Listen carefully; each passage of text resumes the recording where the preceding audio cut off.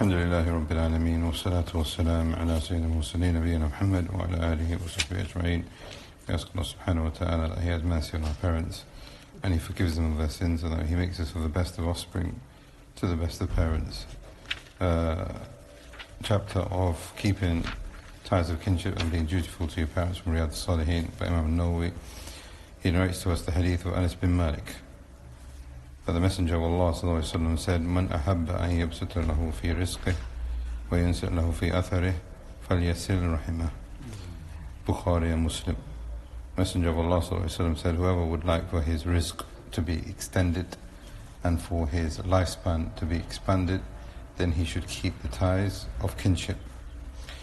We also have here now the hadith of Abu Talha, who was an Ansari. He had a garden. We've seen this hadith before, but the authors brought it again.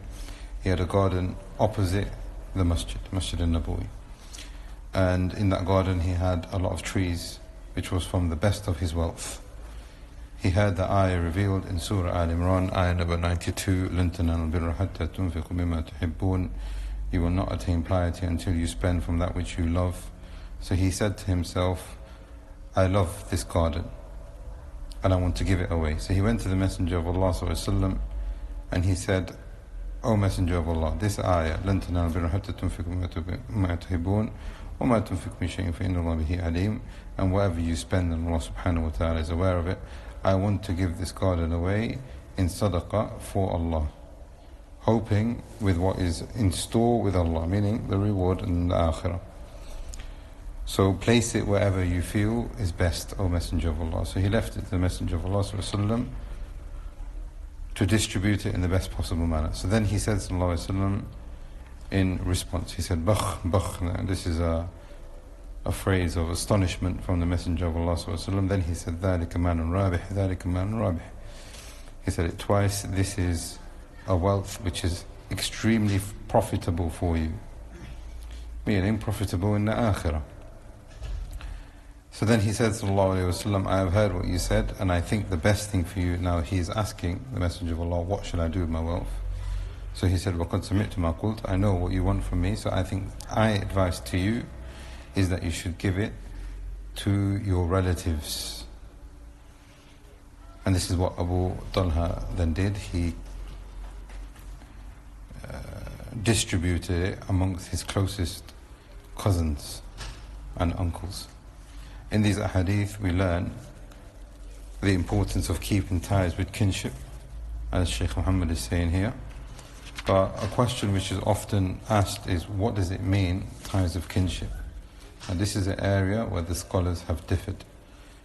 Some of them have said it is only those who we are mahram to, because those who you are not mahram to, then you can't keep ties with them.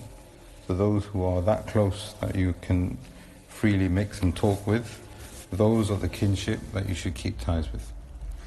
Others from the ulama have said those who are the closest to you from your mother's side as well as your father's side. And this is the view of the Hanafis.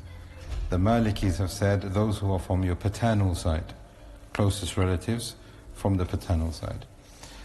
But the Hanabila and the Shafi'iyya, and this is also a fatwa that you will find from the Lajna Da'ima, from the Permanent Committee of Senior Scholars, is that all of those who are related to you via your lineage, so your parents and your grandparents and that which extends, and your children and your grandchildren and that which extends, and your siblings and that which is connected to all of that as well. So anyone who is connected to you via lineage, all of that is included in Silat al-Rahim. And this is what we find in these two narrations that we have read today. A person will find an increase and a barakah in his lifespan. He will find a great deal of goodness in his rizq. And Allah subhanahu wa ta'ala will complete for him his birr and his piety and his iman, to the extent that the Messenger of Allah sallallahu alayhi wa sallam said, this is a profitable exchange that you have given for the sake of keeping ties of kinship to Abu Talha radiallahu anhu. We ask Allah subhanahu wa ta'ala that He grants us tawfiq and success, and that He makes us of those who hear and follow in the best possible manner. هذا والله أعلم وصلى الله على نبينا محمد وعلى آله وصحبه أجمعين.